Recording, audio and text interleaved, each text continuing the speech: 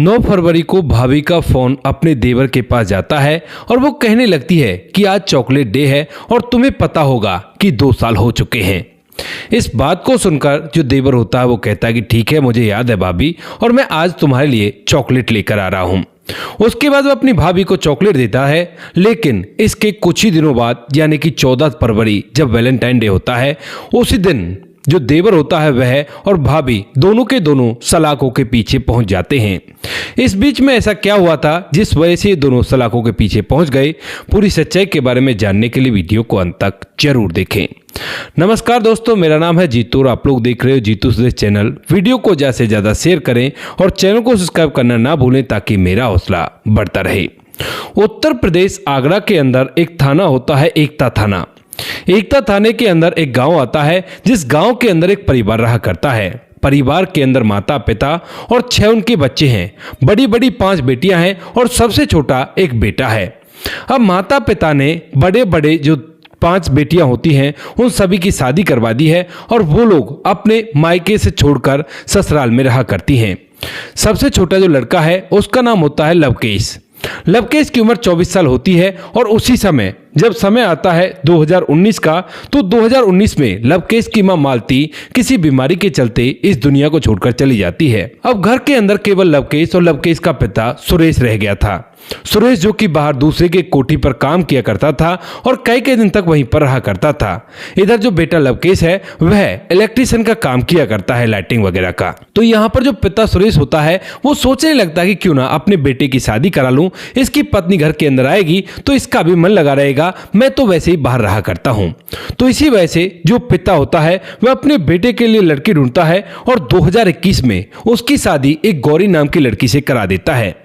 2021 में लवकेश की शादी गौरी से हो गई थी और शादी होने के बाद जो लवकेश है वह अपने जीवन का निर्वाह करने लगता है, क्योंकि पिता तो ज्यादातर कोठी के काम से यानी कि कोठी पर नौकर का वह काम किया करता था, तो बाहर ही रहा करता। घर के अंदर तो गौरी और लवकेश ही रहा करते हैं और दोनों के दोनों अपने जीवन को आराम से जी रहे थे।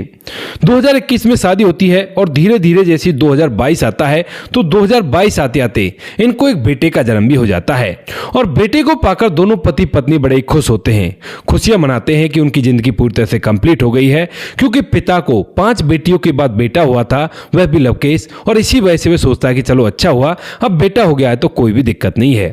पति मन लगाकर पैसे कमाता है, पत्नी घर को संभाला करती है। लेकिन धीरे धीरे जैसे ही 2024 का फरवरी का महीना आता है और वैलेंटाइन डे वीक चालू हो जाता है, तो उसी दौरान जो लवकेश का चचेरा भाई होता है जिसका नाम सुंदर होता है, वह अपने भाई के घर आ जाता है, यानी कि जब लवकेश बाहर गया हुआ था। तो उसी दौरान भाई की जो पत्नी होती है गौरी, उससे उसकी बातचीत होती है और बातचीत के दौरान जो गौरी है वो उससे कहने लगती है कि अब तो वैलेंटाइन डे वीक चला हुआ है और तुम्हारी कोई दोस्त नहीं है जिसे तुम गिफ्ट वगैरह दोगे। अब इस बात को सुनकर जो लवकेश होता है वो कहता है कि भाभी मेरी तो कोई दोस्त है नहीं, आप ही मेरी दोस्त बन जाओ, मैं आप ही को गिफ्ट दे देता हूँ। इस बात को सुनकर गौरी हंसने लगती है, तो वो कहता है कि भाभी सच में ही हमारा ऐसा भाग्य कहाँ जो हमें कोई गर्लफ्रेंड मिल जाए। इस बात को सुनकर जो गौरी होती है वो कहती है कि ठीक है, तो मैं तुम्हारी दोस्त बन जाऊंगी। ऐसा कहना था। उसके बाद यहाँ पर जो सुंदर होता है वह भी समझ जाता है और धीरे धीरे जैसे 9 फरवरी का दिन आता है तो उसी दिन जो गौरी होती है वह सुंदर के पास फोन करती है और उससे कहती है कि आज तो चॉकलेट डे है, क्या तुम मेरे लिए चॉकलेट लेकर आओगे। इस बात को सुनकर जो सुंदर होता है वो कहता है कि ठीक है, मैं लेकर आ रहा हूँ चॉकलेट। यहाँ से वो बाजार से अच्छी सी चॉकलेट खरीदता है और चॉकलेट खरीदने के बाद उसे लेकर अपनी भाभी गौरी के पास चला जाता है। वहां पर जाने के बाद उसे चॉकलेट देता है और कहता है कि भाभी ये लो चॉकलेट, अब मैंने तुम्हें गिफ्ट दे दिया है तो तुम मेरी दोस्त हुई। भाभी कहती है कि हाँ हाँ दोस्त हूँ, कोई दिक्कत नहीं है। तो उसके बाद जो सुंदर होता है वो कहने लगता है कि ऐसे कहने से दोस्त नहीं बना करते, उसके लिए तुम्हें मेरे लिए कुछ करना होगा। तो गौरी कहती है कि बताओ क्या करना होगा। तो वह उसकी तरफ देखकर मुस्कुराता है और इसके बाद जो गौरी होती है वह भी मुस्कुरा जाती है। इसका मतलब साफ साफ था कि दोनों की तरफ से ग्रीन सिग्नल था और यहाँ पर अब इन दोनों के बीच में अवैध प्रेम प्रसंग जन्म ले लेते हैं। इसके बाद धीरे धीरे समय बीतता है और समय के साथ साथ इनका मिलना जुलना इसी तरह से चलता रहता है। जब भी लवकेश बाहर किसी काम से जाया करता तो यहाँ पर जो सुंदर है वो घर के अंदर आया करता और गौरी अपनी भाभी के साथ अवैध प्रेम प्रसंगों में सम्मिलित रहा करता। गौरी का ससुर है वो तो बाहर ही रहा करता है और पीछे से गौरी अपने देवर के साथ अवैध प्रेम प्रसंगों में लगातार बनी रहती है। लेकिन वो कहते हैं ना कि ऐसे काम छुपाए नहीं छुपते, ऐसा इनके साथ होता है। दोस्तों यहाँ पर एक दिन की बात होती है जब लवकेश घर से निकलने से पहले अपनी पत्नी से कहता है कि देखो, हो सकता है अगर मैं आया तो रात को लेट आऊंगा और अगर नहीं आया तो कल सुबह ही आऊंगा, तो तुम ना अच्छे से घर के अंदर रहना, कोई भी दिक्कत नहीं है। ऐसा कहकर जो लवकेश होता है वह घर से निकल जाता है और तभी जो गौरी होती है अपने प्रेमी सुंदर के पास फोन कर देती है। अब जो सुंदर होता है जैसे इस बात को सुनता है तो उसके बाद फौरन से उस घर में आ जाता है और वहां पर आने के बाद उन दोनों के बीच में संबंध बनने लगते हैं। लेकिन जो लवकेश था जैसे ही वो उस जगह पर पहुंचता है जहां वो काम करने के लिए गया था तो उसे पता चलता है कि वो कोई जरूरी सामान तो घर पर ही भूल आया है। तो उसके बाद वह फौरन से वापस आता है और जैसे ही घर के अंदर आकर अपने सामान को ढूंढने लगता है तो एक कमरे के अंदर से उसे अजीब अजीब सी आवाजें आने लगती हैं, क्योंकि दरवाजा खुला पड़ता था। अक्सर गांव में दरवाजा खुला ही रहा करता है। अब जैसे वो अभी अजीब अजीब आवाज घर के अंदर से सुनता है तो उसके बाद उस कमरे के पास जाता है और जैसे उसका दरवाजा खुलता है तो कमरे के अंदर उसकी धर्म पत्नी और साथ में उसका जो चचेरा भाई सुंदर है वो दोनों एक दूसरे के साथ आपत्तिजनक स्थिति में होते हैं। अब इस बात को देखकर लवकेश का पारा सातवें आसमान पर होता है और जैसे वो उनकी तरफ बढ़ता है तो यहाँ पर चचेरा भाई सुंदर तो जैसे तैसे वहां से भाग जाता है, लेकिन गौरी रह जाती है। तो गौरी एकदम से अपने पति के पैर पकड़ लेती है और रो रो कर उससे माफी मांगने लगती है। कहती है कि देखो, मुझसे गलती हो गई और पहली और आखिरी गलती समझकर मुझे माफ कर दो। सुंदर जो होता है वो कहने लगता है कि ये गलती नहीं है, तूने तो मेरी नाक ही कटा दी, अब मैं कैसे आंखें मिला पाऊंगा अपने चचेरे भाई से, और उसने न जाने किस किस को बता दिया होगा। तो यहां पर गौरी कहती है कि नहीं, किसी ने नहीं बताया और आप एक बार मुझे माफ कर दो, इसके बाद आपको शिकायत का कोई भी मौका नहीं मिलेगा। इस बात को सुनकर जो लवकेश होता है वो थोड़ी देर तक सोचता है और सोचने के बाद वह उसे माफ कर देता है।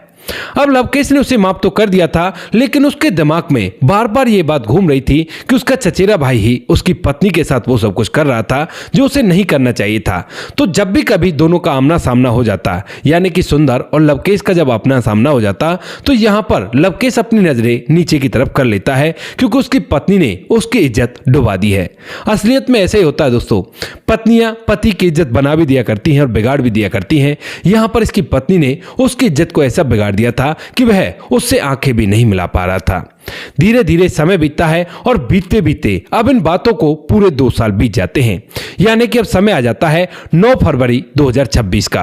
9 फरवरी 2026 का दिन होता है और उस दिन रात के समय यहाँ पर पति पत्नी घर के अंदर आराम करते हैं। लेकिन जैसे 10 फरवरी होता है 2026 का, तो उसी दिन गौरी उठती है और उठने के बाद जब अपने पति को इधर उधर ढूंढती है तो अचानक से एक कमरे के अंदर वह उसे मिल जाता है और उसके बाद वह जोर जोर से चीखने लगती है।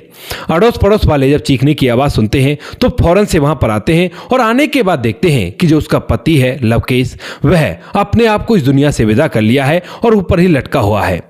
इसके बाद सभी लोग मिलकर उसे उतारते हैं। उसके पिता को फोन किया जाता है और उसे भी यहाँ पर बुलाया जाता है। सुरेश पिता आता है और जब अपने बेटे की ऐसी हालत देखता है तो एकदम से फूट फूट कर रोने लगता है। इधर जो उसकी पत्नी होती है गौरी, वह भी फूट फूट कर रोए जा रही थी। और यहाँ पर जब गांव वाले देखते हैं कि ये लोग काफी ज्यादा परेशान हैं, तो उसके बाद उसकी बॉडी का अंतिम संस्कार भी कर दिया जाता है। अंतिम संस्कार तो हो गया था, लेकिन परिवार का रो रो कर बहुत बुरा हाल था। गौरी तो बार बार रो रो कर बेहोश होती हुई जा रही थी और इस बात को देखकर सभी लोग उस पर तरस करने लगते हैं और उसे समझाने लगते हैं। धीरे धीरे एक दिन बीतता है, यानी कि 10 तारीख कंप्लीट हो गई थी। उसके बाद 11 तारीख आती है और 11 के बाद जब 12 तारीख आती है तो यहाँ पर रिश्तेदार वगैरह आने लगते हैं और इनका रोना धोना भी थोड़ा सा कम हो गया था। तो रिश्तेदार गौरी से पूछने लगते हैं कि ये सब कुछ कैसे हुआ। तो गौरी सभी को बताती है और तरह तरह से बताती है। अब ये बातें जब वहां पर हो रही थी तो वहीं पर रिश्तेदारी में से एक और व्यक्ति बैठा हुआ था और वो गौरी की बातों पर नोटिस करने लगता है। जब मैं नोटिस करता है तो तरह तरह की बातें वो अलग अलग तरीके से कह रही थी और इन बातों से उसे कहीं ना कहीं शक हो जाता है। जब उसे शक होता है तो वह एकदम से कहने लगता है कि गौरी, लगता है मुझे तो कि तुमने ही अपने पति को इस दुनिया से विदा करके ऐसा सब कुछ दिखाया है। अब जब एकदम से ये बात कहता है तो सभी लोग उसकी तरफ देखने लगते हैं, लेकिन वहीं पर जो गौरी होती है उसके चेहरे पर पूरी तरह से पसीने आ जाते हैं और वो घबरा जाती है। वो कहते हैं ना कि चोट की दाढ़ी में तिनका, और इस बात को देखकर वो जो रिश्तेदार था जिसने ये बात पूछी थी वह एकदम से समझ जाता है और समझने के बाद उससे और भी बातें पूछने लगता है। कहता है कि तुम ऐसे बोल रही हो, वैसे बोल रही हो, और उससे बुरी तरह से जब पूछता है तो पूछने के बाद यहां पर गौरी पूरी तरह से टूट जाती है और टूटने के बाद पूरी बात बताने लगती है। कहती है कि हाँ, मैंने अपने पति को इस दुनिया से विदा किया है क्योंकि वो मुझे मेरे प्यार से नहीं मिलने दे रहा था। इस बात को सुनकर सभी लोग जो अब तक उसे सहानुभूति दे रहे थे और उसे समझा रहे थे कि ये तो संसार का नियम है, ऐसा ही हुआ करता है, वो लोग उसकी तरफ देखने लगते हैं। तभी यहां पर जो रिश्तेदार होता है वो पूछने लगता है कि कैसे तुम्हारे प्यार से मिलने नहीं दे रहा था। तो उसके बाद वह बताती है शुरू से। कहती है कि 2024 में 9 फरवरी को ही मैं अपने चचेरे देवर जिसका नाम होता है सुंदर, उसके साथ मिली थी और उसने मुझे चॉकलेट दी थी और उसके बाद हम दोनों एक दूसरे के प्रेम प्रसंग में आ गए थे। लेकिन जैसे ही 2025 आता है तो 2025 में मेरे पति लवकेश को हम दोनों के बारे में पता चल जाता है और उसके बाद वो हमें एक दूसरे से अलग कर देता है। हम लोग अलग तो रहते हैं लेकिन मन में मेरे में ये बात बार बार घूमती है क्योंकि मुझे लग रहा था कि सुंदर से तो मिलना ही चाहिए। इसी वजह से 9 फरवरी को मैं उसके पास फोन करती हूँ और कहती हूँ कि भूल तो नहीं गए, हमारे प्यार को 2 साल हो गए हैं और आज वही दिन है जिस दिन हम लोग पहली बार मिले थे। इस बात को सुनकर सुंदर भी कहता है कि नहीं भाभी, भूल कैसे जाऊंगा, और तुम चिंता मत करो, मैं तुम्हारे लिए चॉकलेट लेकर आ रहा हूं। इस बात को सुनकर गौरी मना करती है। कहती है कि तुम्हें पता है ना, तुम्हारे भैया घर के अंदर हैं और अगर उन्हें पता चल गया तो बहुत ही गड़बड़ हो जाएगी। लेकिन सुंदर कहता है कि चाहे जो भी हो, मैं आ रहा हूं और मैं तुम्हें चॉकलेट देकर रहूंगा। जब भैया सो जाए तो मुझे बता देना, तब मैं चुपके से घर के अंदर आ जाऊंगा। ऐसा ही होता है दोस्तों, जब लवकेश आकर खाना पीना खाकर आराम से सो जाता है तो उसी समय गौरी सुंदर को बता देती है और सुंदर चुपके से घर के अंदर आ जाता है। अब जैसे वो घर के अंदर आता है तो यहाँ पर जो गौरी होती है वह उसके साथ अवैध प्रेम प्रसंग बनाती है। वह उसे चॉकलेट देता है और चॉकलेट देने के बाद जब गौरी कहने लगती है कि अब तुम चली जाओ यहाँ से, तुम्हारा भाई जग जाएगा, तो उसके बाद सुंदर कहता है कि जाना तो पड़ेगा, मजबूरी है, लेकिन तुम्हें छोड़कर जाने का मन नहीं कर रहा। अब इस बात को सुनकर गौरी थोड़ी देर के लिए सोचती है और सोचने के बाद कहती है कि अगर मन नहीं कर रहा तो ठीक है, हम दोनों एक हो जाते हैं और आज से तुम मुझे भाभी ना कहकर पत्नी बोलोगे। इस बात को सुनकर सुंदर कहने लगता है कि वो कैसे? तो वो कहती है कि हम दोनों को अगर एक होना है ना तो तुम्हारे भाई को इस दुनिया से विदा करना होगा। इस बात को सुनकर सुंदर उसकी तरफ देखता रह जाता है, लेकिन तभी वह कहती है कि हाँ ऐसा ही करना होगा, उसके बाद ही हम लोग एक हो सकते हैं। जो गौरी होती है वह सुंदर के साथ उस कमरे में जाती है जिसमें लवकेश आराम कर रहा था और वहां पर जाकर गौरी शुरुआत करती है। वह तकिए से उसके मुंह को ढक लेती है। फौरन के फौरन जो सुंदर होता है वह उसके गले को दबा देता है और उसके बाद अपने भाई को, जो उसका ताऊ का लड़का था, उसे इस दुनिया से विदा कर देता है। दोनों प्लानिंग के तहत उसे इसी तरह से साड़ी से लटका देते हैं और उसके बाद सुंदर दबे पांव यहां से निकल जाता है। जैसी दूसरे दिन की सुबह होती है तो सुबह सुबह गौरी ये सारा ड्रामा क्रिएट करती है और उसके बाद जब ये बात पूरी तरह से खुलकर सभी लोगों के सामने आ जाती है तो यहां पर पुलिस को बुलाया जाता है और पुलिस गौरी और सुंदर दोनों को हिरासत में लेकर सलाखों के पीछे कर देती है। उन दोनों के खिलाफ मामला तो दर्ज कर दिया गया है, आगे जो होगा वो तो भविष्य की गोद में छिपा हुआ है, लेकिन ये कांड यहां पर हो गया था। अब इन दोनों ने तो जो कुछ किया था उसकी सजा इन्हें मिल गई है, लेकिन उस बच्चे को किस जुर्म की सजा मिली है? मैं पूछना चाहता हूं आप लोगों से, उस छोटे से बच्चे का क्या कसूर था? इसकी उम्र महज अभी 4 साल भी नहीं होगी अच्छी तरह से। आपकी जो भी राय कमेंट सेक्शन में लिख सकते हो, लोगों के साथ शेयर कर सकते हो।